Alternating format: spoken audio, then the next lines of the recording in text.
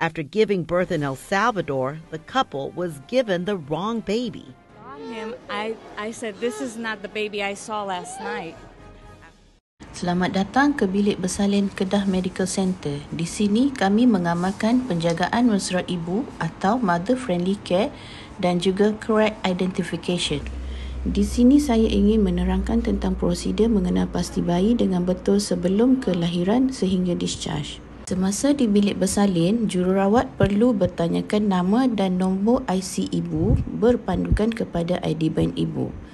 Kemudian, jururawat akan menunjukkan tag nama dan juga disk number yang disediakan untuk bayi yang bakal dilahirkan. Ibu akan diminta untuk membaca nama dan nombor IC yang tertera. Sepasang disk number ditunjukkan kepada pasangan dan meminta ibu untuk menyebut nombor yang tertera pada disk number. Disk number yang mempunyai garisan di bawah akan diikatkan pada pergelangan tangan kanan ibu. Ikatan dipastikan kuat dan tak mudah tanggal. Dan bagi disk number yang tak bergaris, disk number tersebut akan diikatkan bersama dengan ikatan yang longgar. Dan disk number ini akan diambil sejurus selepas kelahiran bayi. Penggunaan disk number amatlah dititik beratkan bagi mengelakkan pertukaran bayi. Sejurus selepas kelahiran, bayi akan ditunjukkan kepada ibu dan menyuruh ibu menyebut jantina bayi. Kemudian, bayi diletakkan di atas dada ibu secara skin to skin contact selama 1 jam. Semasa skin to skin contact, jururawat yang bertugas akan mengambil disk number yang tak bergaris dan ditunjukkan kepada ibu.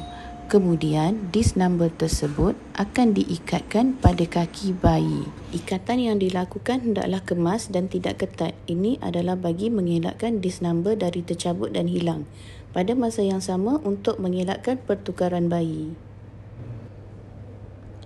Tag nama bayi akan ditunjukkan kepada ibu dan ibu perlu membaca dan menyebut nama dan nombor IC yang tertera dengan jelas dan ianya perlu sepadan dengan tag nama ibu.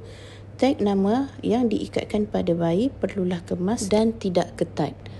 Setelah itu, bayi akan diletakkan di bawah warmer untuk stabilkan suhu badan bayi. Bapa akan dipanggil untuk mengazankan bayi. Sebelum itu, jururawat akan meminta bapa membaca dan menyebut nama dan nombor IC yang tertera pada ID band bertulis dan juga printed ID band yang berwarna putih. Setelah nama dan nombor IC disahkan betul oleh bapa, printed ID band berwarna putih akan diikatkan kepada kaki bayi yang satu lagi, kaki yang sama dengan disk number. Kemudian disk number akan ditunjukkan kepada bapa dan juga jantina bayi. Dan pada masa yang sama, jururawat akan menunjukkan keadaan luaran dan fizikal bayi. Memastikan jari, kaki dan tangan adalah cukup.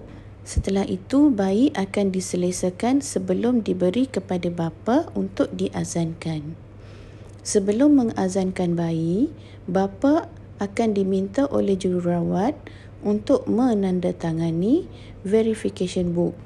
Buku ini digunakan sebagai pengesahan bahawa bapa telah memeriksa bayi bersama jururawat. Setelah menandatangani buku tersebut, jururawat akan memberikan bayi kepada bapa dan menunjukkan arah kiblat kepada bapa.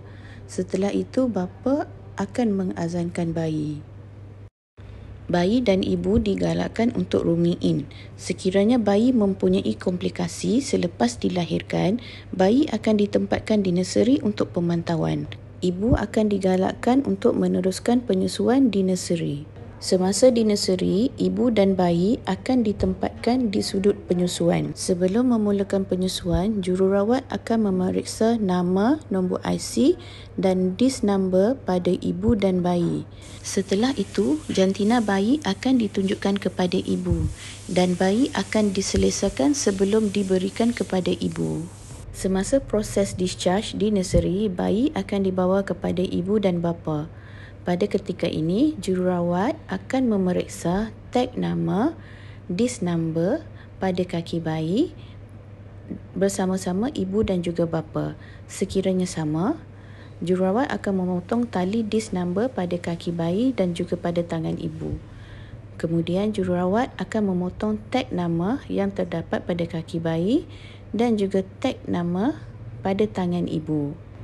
Setelah pemotongan tag nama, jururawat akan menunjukkan jantina bayi kepada ibu dan jururawat akan menukarkan pakaian bayi di hadapan ibu dan bapa. Setelah itu, jururawat akan menolak bayi ke bahagian lobi bawah bersama-sama dengan ibu dan bapa. Di ruang lobi bawah, bayi dan ibu akan diperiksa oleh security. Setelah disahkan betul, bayi dan ibu seterusnya dibenarkan pulang.